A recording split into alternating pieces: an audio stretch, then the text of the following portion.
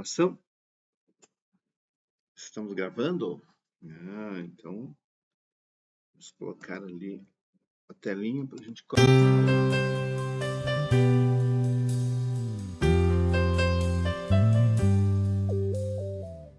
Maravilha!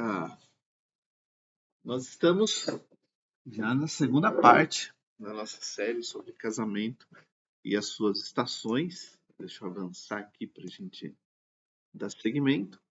A gente já falou do verão, né? Onde nós comentamos a respeito de Jacó, Raquel, falamos do outono com Ana e Elcana, e agora a gente começa o inverno, e aqui a gente vai falar de José e Maria. Então a gente já está no Novo Testamento nessa história, né? Porque tá numa sequência, né? Lá Jacó no comecinho, lá os patriarcas, aí depois Ana e Elcana ali já na época dos juízes, a gente dá um salto bem grande para falar de José e Maria, né? Mas antes da gente entrar especificamente na história do casal, como a gente está no Novo Testamento, né? Se a gente pensar nesta época de José e Maria versus aquilo que a gente vê no Antigo Testamento, o contexto é bastante diferente, tanto do ponto de vista histórico quanto do ponto de vista espiritual. Por quê? Pensando, por exemplo, na história. O Novo Testamento conta para nós um período onde o povo de Israel, por mais que eles tivessem voltado do cativeiro, né, por mais que eles tivessem já passado por toda, né, a provação lá com a Babilônia, com a Síria, eles não eram totalmente livres, porque os romanos dominavam a região. Os romanos, eles davam para os judeus uma certa liberdade religiosa para eles, né, adorarem no templo, seguirem suas práticas de ofertas, de festas e tudo mais. Mas eles não eram, né, livres para fazer o que bem entendiam, porque os romanos dominavam a região. Além disso, havia também judeus fora ali da região de Israel. Por quê? Nem todos voltaram do cativeiro. Teve gente que ficou onde estava e teve gente que foi para outro lugar. Tá? Outro aspecto é que, com essa sociedade mais complexa, porque antigamente era muito mais simples. O povo tinha lá o rei, tinha os seus juízes, tinha o sacerdote e tudo certo. Agora, haviam, por exemplo, os publicanos, que cobravam os impostos, e muitos eram considerados corruptos, por isso que eles eram odiados. Então eles enriqueciam, explorando o povo. Tinha os fariseus, tinha os herodianos, que eram aqueles que eram partidários a Herodes. Então Herodes era o rei deles, mas sem ser judeu, mas tinha quem apoiava, né, Herodes no domínio ali da nação. Então, essa complexidade, ela com certeza traz também uma certa desigualdade para dentro daquele povo, né? Então, você tem nitidamente diferenças sociais muito mais evidentes no Novo Testamento, porque agora essa estrutura ela era mais complexa. Tinha os fariseus de um lado, tinha os sacerdotes que tinham muito poder, dominavam com esse poder. Os romanos, né, também exploravam o povo de certa forma. Então, a desigualdade era bem mais acentuada nessa época. Então é uma diferença bem grande se a gente comparar. Não que não existisse desigualdade, existia, claro, sempre, né, existiu. Mas a complexidade agora desse período aqui do Novo Testamento, ela é muito maior e, consequentemente, gera muito mais desigualdade. Então, você vê, por exemplo, um carpinteiro tendo que viajar de Nazaré para Belém, né, chegar, não ter lugar para hospedar e ter que ficar numa estrebaria com a esposa dando à luz, por mais que pareça absurdo, era o que dava para fazer naquela época, não tinha opção, né? Além dessa questão da desigualdade social, no Novo Testamento a gente vê que os conflitos e guerras, eles já não estavam, já não tinham tanta evidência. Quando você olha, por exemplo, para o Antigo Testamento, você tem lá os filisteus, de tempos em tempos fazendo guerra contra Israel. Você tem os assírios, você tem, né, a divisão do reino, então Israel querendo dominar, Judá querendo dominar. Então, essa época de conflitos e guerras, que era algo muito recorrente no Antigo Testamento, no Novo Testamento a gente já não vê mais, né? Não que não existisse, mas a paz romana, né, aplacava qualquer possibilidade de conflito, porque os romanos não queriam, né, um reino brigando entre si. Então, quando tinha possibilidade de rebelião, eles já iam lá com as legiões e acabava com tudo, que é para o império ter uma certa estabilidade, né?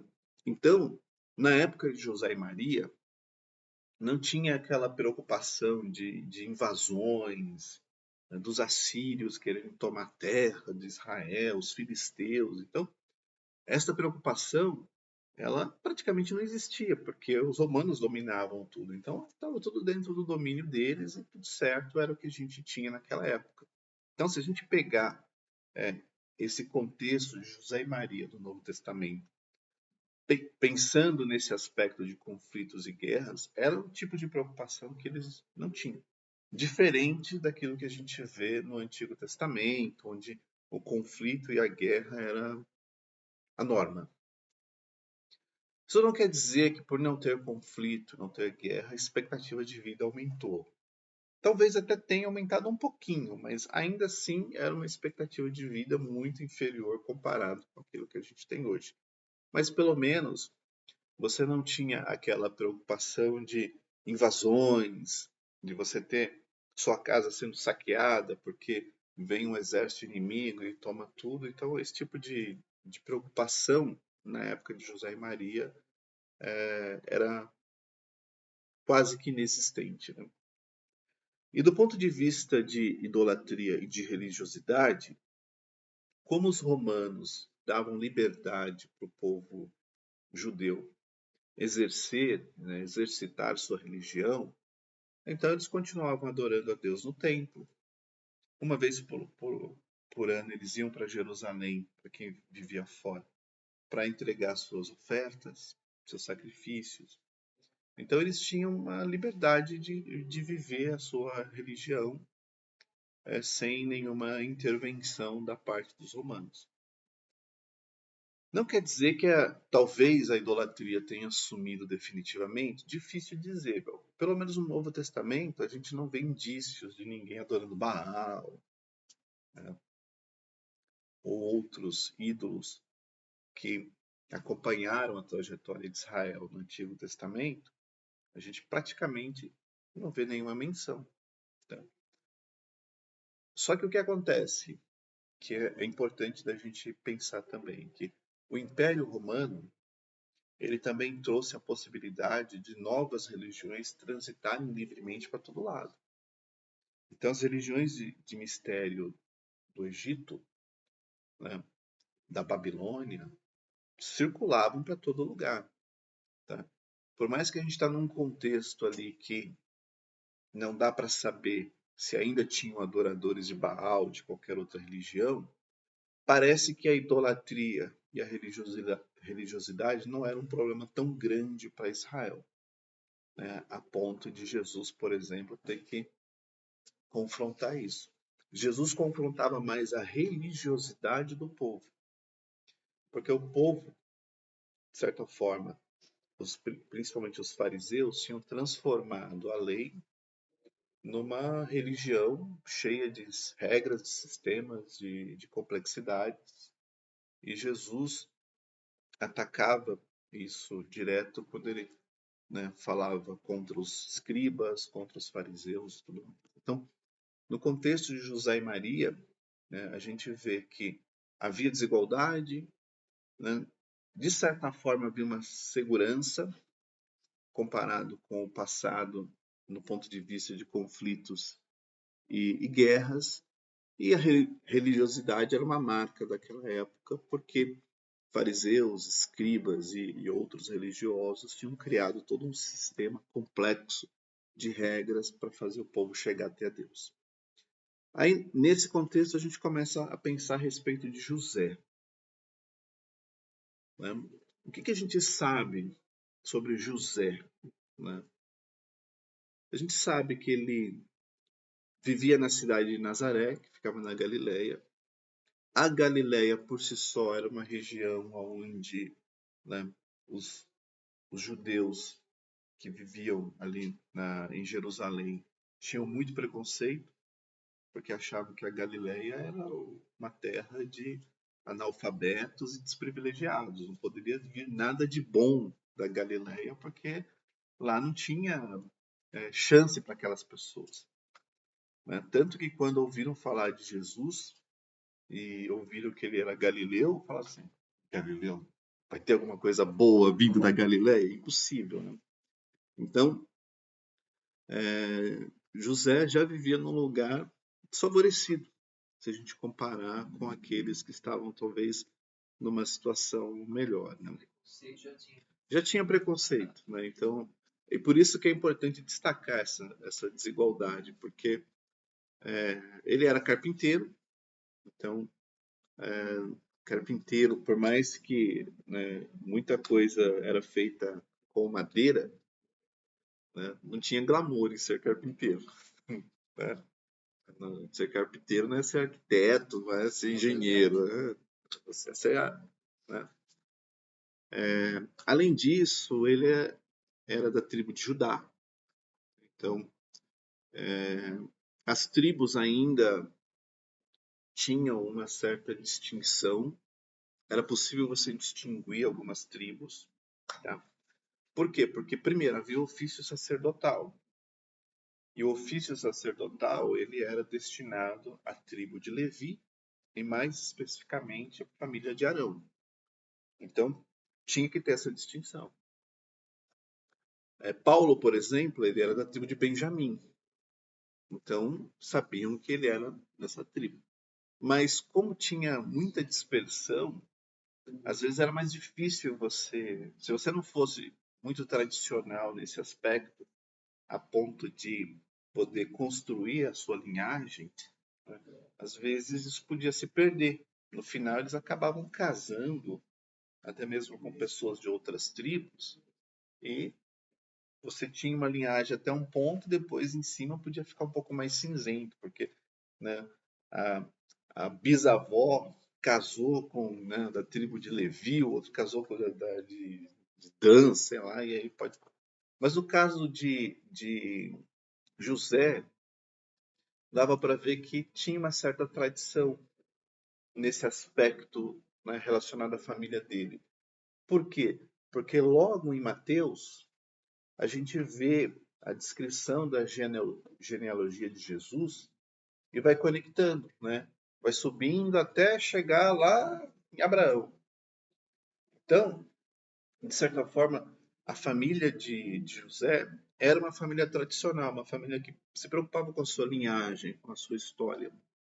E Mateus, né, chama atenção porque ele abre o evangelho já inserindo Jesus dentro dessa genealogia que conecta com Davi e, consequentemente, conecta com Judá. Né? A gente vê que José tinha sua integridade, ele era um homem de valores, tanto que a gente vai ler daqui a pouquinho o texto, a gente vai ver que ele ficou preocupado com aquela situação de Maria estar grávida e ele não ser o pai, né? Então ele tinha lá seus valores, né? Tinha um combinado. E para fechar a parte de José, ele era carpinteiro, eu acabei de mencionar, né? Então não tinha glamour em ser carpinteiro, né? Carpinteiro era uma profissão de operário, em que ela trabalhava pesado. Então, diferente de um sacerdote, de um escriba, que era um trabalho, né, menos pesado, carpinteiro era carpinteiro. Já no caso de Maria, tem umas coisas interessantes. Deixa eu ver se eu consigo só arrastar minha caixinha para cá, porque vocês não estão vendo, mas na gravação ficou em cima do texto. Eu vou deixar desse lado. Vamos lá. Maria também vivia na cidade de Nazaré, lá na Galileia. Então, por viver na mesma cidade, conhecia José. Né? Não foi um caso como a gente viu com Jacó, que teve que sair da onde morava e conheceu, Jacó conheceu Raquel em outro lugar. Não, eles já estavam ali, conheciam. Né? A gente não tem muito detalhe do que era a vida deles antes de se conhecerem, mas daqui a pouco eu vou comentar um pouquinho sobre esse aspecto. Também era da tribo de Judá, né? Era parente, e aqui provavelmente prima de Isabel, Isabel que foi a mãe de João Batista. E é curioso, porque como Zacarias, pai de João Batista, era sacerdote, então pensa o seguinte, né, que ou Isabel era da tribo de Judá e casou com Zacarias, que era da tribo de Levi, ou Maria tinha parentes que também eram da tribo de Levi, por isso tinha esse parentesco com Isabel, pensando que Isabel fosse da tribo. Então, em algum lugar, alguém de duas tribos casou, uma com outra, e aí gerou essa conexão. Tá? Porque, de novo, ou Zacarias era levita e Isabel casou com ele, ou Isabel também era da tribo de Levi e alguém lá em cima casou entre as duas tribos e gerou esse vínculo. Mas tinha um parentesco entre Isabel e Maria. Outra coisa que ninguém fala, né, que Maria tinha uma irmã chamada Maria. Até comentei em casa esses dias. Né? Maria tinha uma irmã chamada Maria. Eu fico imaginando, meu, como que os pais deram o mesmo nome, né? Será que uma era Maria das Graças e a outra era Maria o quê, né? E tá na Bíblia, inclusive. Se você ler lá em João 19, versículo 20, a gente vai ver isso aqui, ó. Vamos ver? João capítulo 19. Era no momento da crucificação. Vamos lá para o versículo 25. Olha só. E junto à cruz estavam a mãe de Jesus, a irmã dela. Opa, a irmã dela, então era tia de Jesus. Maria, mulher de Clopas. E Maria Madalena. Estavam as três Marias ali, ó. A Maria mãe, a Maria tia e a Maria discípula de Jesus. Deixa eu jogar para essa tela aqui, vocês vão ver o texto que eu estou lendo. Aqui, ó. Dá para ver? Tá. Junto à cruz estava a mãe de Jesus, a irmã dela, Maria, que era casada com um homem chamado Clopas, e Maria Madalena. Então, português é dura, né? Quais quatro?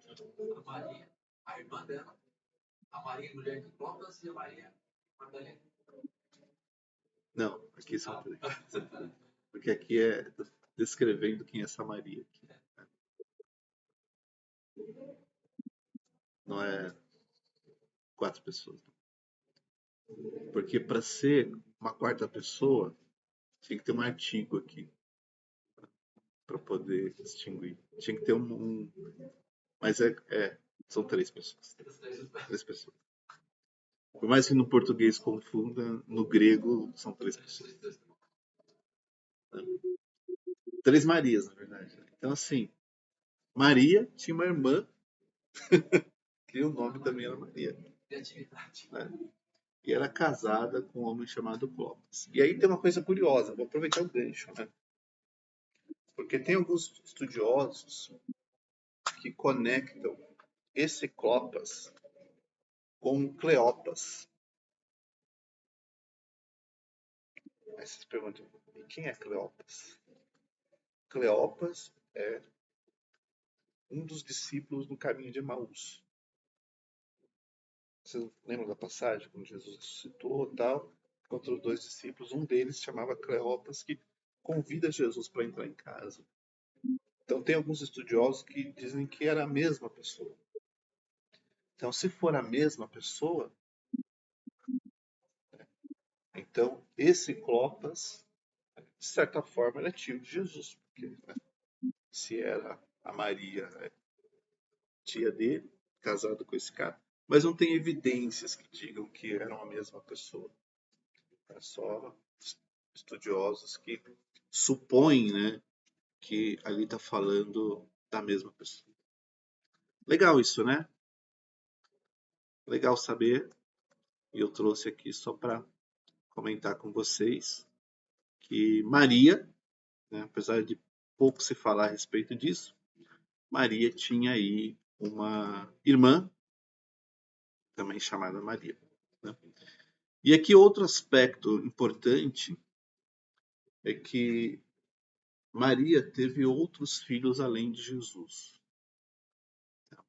Se a gente for em Marcos agora, capítulo 6, eu vou trocar para cá para a gente ver. A gente está ali em João. Deixa eu ver se eu consigo. De João, vamos para Marcos, capítulo 6. Era o versículo 9 que estava lá. Né? Deixa eu confirmar se é. Eu posso ter notado errado? Posso ter notado errado. É 3 aqui, né? Então, vou voltar para lá. Subindo. Não é este o carpinteiro, estão falando de Jesus. Né? Filho de Maria, irmão de Tiago, José, Judas, Simão. As suas irmãs não vivem aqui entre nós? Então são as pessoas, né, comentando aqui de Jesus sendo rejeitado na sua própria cidade. E fala assim, olha, de onde que vem isso? Que sabedoria é essa que foi dada? Né? Esse rapaz aqui de 30 anos é só um carpinteiro. Como que pode fazer uma coisa dessa, né? E conheciam bem a família de Jesus. Né? Sabiam aqui que Jesus, né, tinha mãe, tinha irmãos, tinha irmãs. Né? E aí a questão que fica, e eu acho que é importante a gente mencionar, é que eu, particularmente, acredito que Maria teve esses filhos. Tá? Eu, particularmente. Mas, a partir do segundo século, começou-se a criar uma doutrina dentro da igreja de que Maria não teve outros filhos. Ela ficou virgem para sempre. Morreu virgem. E da onde isso surgiu? Surgiu daqui, ó. Vou aproveitar que eu estou com o texto na tela. Vamos passar. Aqui tem difícil para mim, mas eu vou trazer para cá e aí troco lá para vocês. Isso. Agora eu vou jogar para cá e aí vocês vão ver também. O que acontece? Aqui, esse site, e eu peguei o site só porque tem um conteúdo, tá? Não porque, mas esse site conta aqui a respeito do Evangelho Apócrifo de Tiago. Esse Evangelho Apócrifo, ele foi escrito a partir do século II em diante, terceiro talvez, por alguém que se fez passar pelo Tiago, um dos discípulos de Jesus. Mas como não tem nenhuma evidência no primeiro século de algum evangelho escrito por Tiago, a igreja ela não considera como um escrito autêntico, como um Tiago verdadeiro. Considera como um escrito apócrifo. E o que acontece? Esse evangelho de Tiago, ele conta a respeito da infância de Maria. Então fala que Maria veio de uma família rica. Fala que Maria foi levada para o templo e ficou lá dos 3 anos até a adolescência. Fala que Maria, ela conta inclusive uma história mesmo, né, que eles estavam combinados de casar, e aí ela ficou grávida, aí José chega numa viagem, vê Maria de barrigão, acha aquilo absurdo, aí ela fala que não sabe como que engravidou, porque não fez nada. Aí vem um secretário do sacerdote, pergunta para José por que o José não foi na reunião. E aí José falou que não foi na reunião porque estava cansado. Aí o secretário vê Maria grávida e falou: José, você adiantou seu casamento, né? Né? Engravidou sua noiva antes de casar e leva o caso para o sacerdote. Tudo isso nesse livro. Aí o sacerdote repreende os dois. José fala: não, eu não tive relações sexuais com ela. Aí ela fala: eu não tive relações com nenhum homem. Aí eles bebem aquela água. Lembra que eu comentei para vocês? Aquela água lá podre. Né? E aí eles não morrem. Então quer dizer que não tinham pecado, estavam inocentes. Aí eu falei: bem, se Deus não castigou vocês, não sou eu que vou castigar. Nesta ocasião, acontece aquilo que a gente vê nas escrituras de José tendo que se alistar lá em Belém. E lá em Belém nasce Maria, nasce Jesus. Só que na hora do parto, José chama uma parteira chamada Salomé. E Salomé, quando faz o parto, descobre que depois do parto, Maria continuou virgem. Tudo isso está nesse livro aqui. Se você olhar para... Ele dá até um resumo aqui. Ó. No capítulo 19 e 20, né? Fala que Maria permanece virgem mesmo após o parto de Jesus. Aí fala das visitas, dos magos, fala da matança. Então, tá aqui o texto, para quem tiver curiosidade. É bem na forma de narrativa. Então, tem as falas, tem os eventos e tal. Mas parece bem fantasioso. Assim. Se você ler, você fala assim, parece bem fantasioso. E por que parece bem fantasioso? Porque conta de eventos que ninguém mencionou. Ninguém mencionou. Aí você fala assim, mas por que será que ninguém mencionou? Né? Eu chamo a atenção para vocês deste caso aqui. Ó, deixa eu selecionar. Lucas. Olhem comigo aqui. Ó.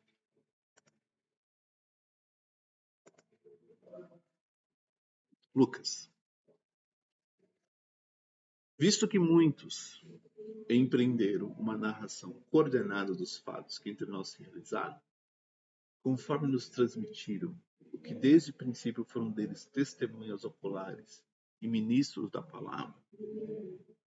Então ele fala, muitos empreenderam, né, uma narração coordenada. Olha só o que ele fala, né? Igualmente a mim, pareceu bem, depois de cuidadosa investigação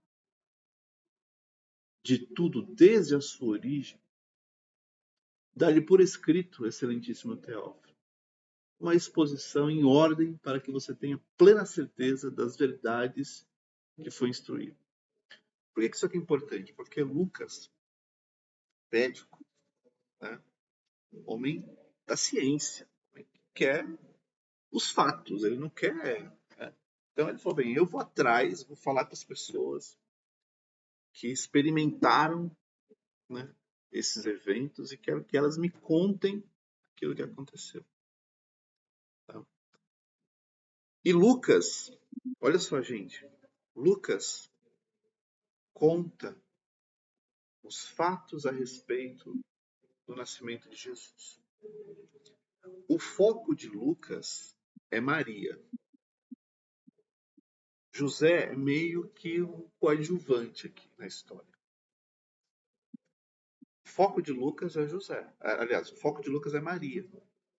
Então fala do canto dela, da visita que ela fez, do anjo que apareceu para ela. Muito destaque para Maria. Mateus faz o contrário. Mateus, o destaque é José. Depois vocês podem comparar, vocês vão perceber, né, que enquanto Mateus dá todo. O anjo aparece para José e fala: não, pode aceitar, porque, né, foi gerado pelo Espírito Santo.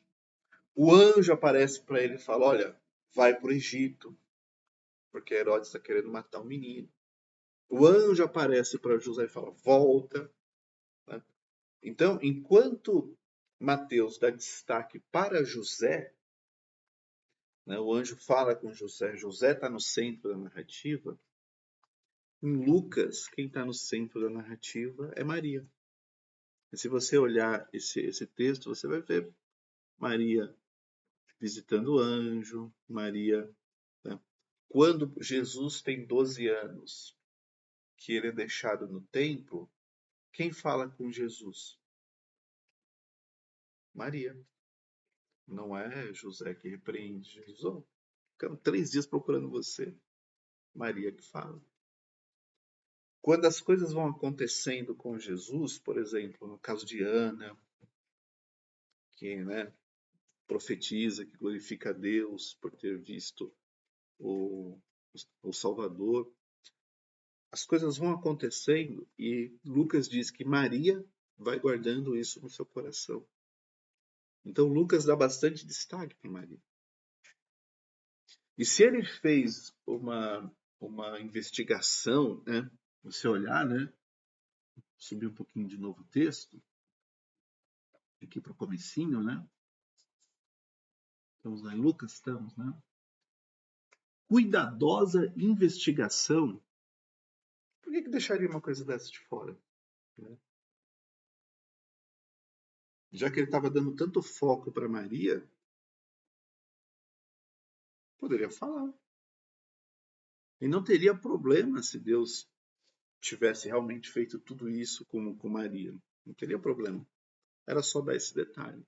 Então, esse fato que a gente vê aqui nesse apócrifo, por mais que a igreja ortodoxa grega acredita que esse documento ele é canônico, né, ele é digno de confiança, né, e alguns católicos romanos também acreditam nisso, os protestantes descartam, né, a veracidade desses fatos porque parece fantasia.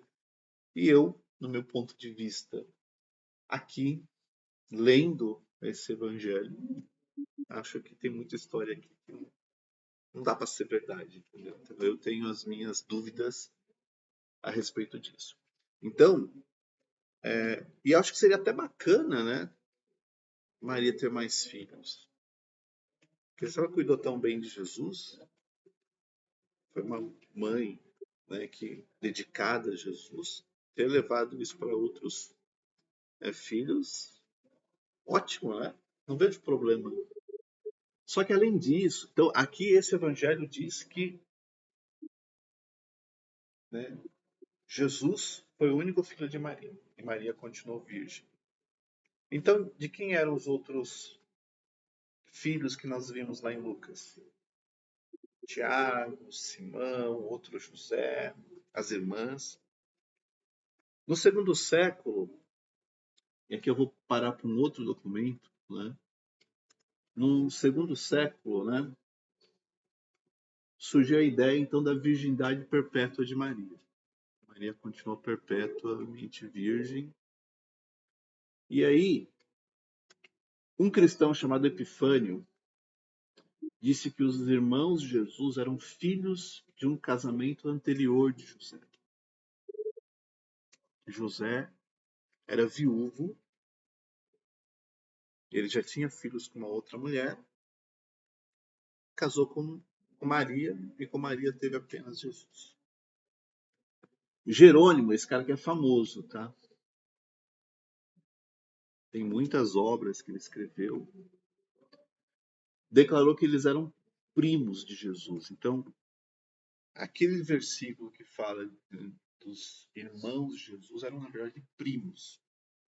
E Jerônimo diz que, né, Jerônimo era romano, então ele escrevia em latim. E o Novo Testamento foi escrito em grego. Então, na tese dele, né, a palavra que se usa para irmãos e primos era a mesma. Então, na interpretação dele, esses homens e mulheres eram primos de Jesus. Primos de quem? Daquela outra irmã, Maria, de Clopas, que estava com Jesus na crucificação. Tá? Então, era aquela Maria que tinha aqueles filhos, não a Maria, mãe de Jesus. E Élvio, aqui já no quarto século, afirma que eram filhos de Maria e José e, portanto, irmãos de sangue de Jesus. E esse significado mais evidente pela palavra irmãos. Né? E esta é a principal posição que os protestantes defendem, de que eram irmãos mesmo. E os católicos e ortodoxos, eles acreditam muito mais nessas duas possibilidades aqui de cima, porque para eles, na doutrina deles, a perpétua virgindade de Maria é uma base para muitos ensinamentos que eles têm dentro da igreja católica e ortodoxa grega. Que não é o nosso caso. Diga. Mais uma curiosidade. Uma vez um professor de história meu falou que eles começaram a dar enfoque à virgindade perpétua de Maria durante o Império Romano, porque eles tinham deusas. E tecnicamente nessa nova religião só tinha um deus. E aí ela meio que surgiu mais como para tampar um buraco que eles tinham falado de uma figura importante feminina, os romanos da época. Aí talvez seja um dos motivos. Né? Eles tornam meio que uma base para. Isso eu acho que é mais uma visão de quem está aqui olhando para lá. Eu acho que eles tinham uma veneração, sim, por Maria, né? E que talvez para o que estivessem chegando agora, fazia sentido elevar o status dela. Então é uma possibilidade. É uma possibilidade. Né? Faz certo sentido, mas não dá para cravar aqui. Isso eu acho que é uma boa teoria para se discutir. Tudo bem? Terminamos por aqui. Tá? Então a ideia da nossa aula de hoje era apresentar esse casal, né? Que a gente ouve muito, mas fala pouco. E na semana que vem a gente vai contar um pouco dos problemas. Por que, Paulinho, que José queria abandonar Maria? Porque foram muitas lutas que esse casal passou. E o inverno chegou para eles de uma forma bem dura. Então eu vou interromper a gravação e semana que vem a gente continua, se Deus quiser.